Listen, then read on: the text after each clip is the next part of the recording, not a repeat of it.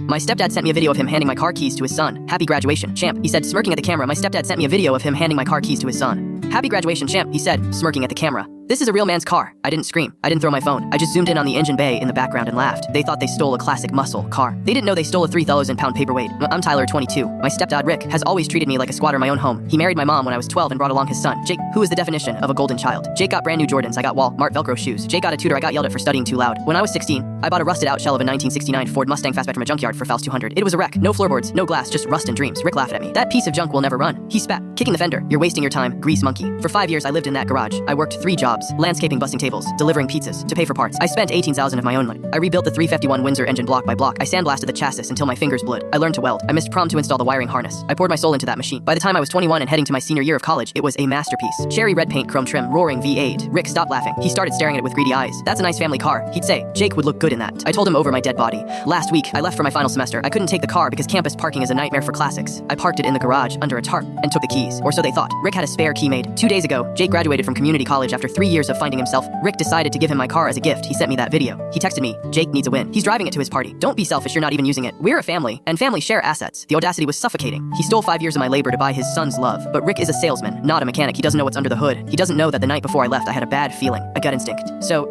I spent 4 hours in the garage removing the essential organs of the beast. I took the distributor rotor. I took the starter solenoid. I disconnected the fool pump relay. And for good measure, I removed the custom Holley carburetor I had tuned to perfection and locked it in my trunk. I drove away with the heart of the car in my back seat. The conflict peaked yesterday during Jake's party. Rick had invited 50 people. The car was parked in the driveway, washed and waxed. Jake hopped in wearing his cap and gown, ready to rev the engine for the crowd. Rick was filming! Fire her up, son! He yelled. Jake turned the key. Click. Silence. He turned it again. Click. Nothing. No roar. No rumble. Just the pathetic sound of a dead circuit. Rick, smile fodder, give it gas! He shouted. Jake pumped the pedal. Nothing. The neighbor started whispering. Rick shoved Jake aside and tried it himself. He slammed the steering wheel. Piece of junk. He screamed, kicking the door panel, my door panel, leaving a scuff mark. That's when I called him. I knew he'd pick up. Won't start, Rick. I said calmly. It never will. He exploded. What did you do to this car? You sabotaged it, you petty little brat. I'll sue you for damages. He was foaming at the mouth. You can't sue me for breaking my own property, I reminded him. And you can't drive it. It has no fuel, no spark, and no starter. It's a statue. The humiliation was public and absolute. Jake was crying because he couldn't do his burnout. The guests were awkwardly eating potato salad while watching Rick scream at a silent car. Then the begging started. Rick's tone shifted from rage to desperation in seconds. Tyler, come on. Look, I'm sorry I took it, but the guests are watching. Just tell me where the parts are. I'll pay you. I'll buy you a new set of tires. Just let Jake have this moment.